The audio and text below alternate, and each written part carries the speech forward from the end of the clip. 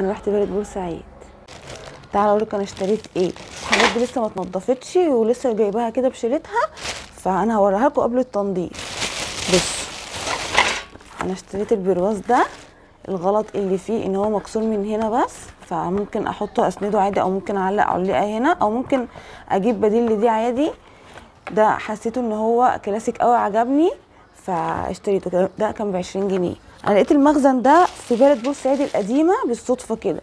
جبت البيت ده عسول قوي، في شغل من جميع الاتجاهات، ينفع للكريسماس، ممكن احط فيه شمع او اعلقه. طبعا لسه هلمعه. كان ب10 جنيه. بصوا بقى، جبت ده بقى اكتر حاجه فرصه بالنسبه لي. جبت الطبق الحديد ده. الطبق ده كله هاند ميد يدوي، هاند ميد كله يدوي، شغل يدوي. اكتشفت ان في حته هنا مصديه صدى كده، فلسه هعملها بالصنفره ولسه هنضفه. مش عارفه لسه هوديه للحداد علشان يظبطه ولا لا، مش عارفه. ده كان ب50 جنيه.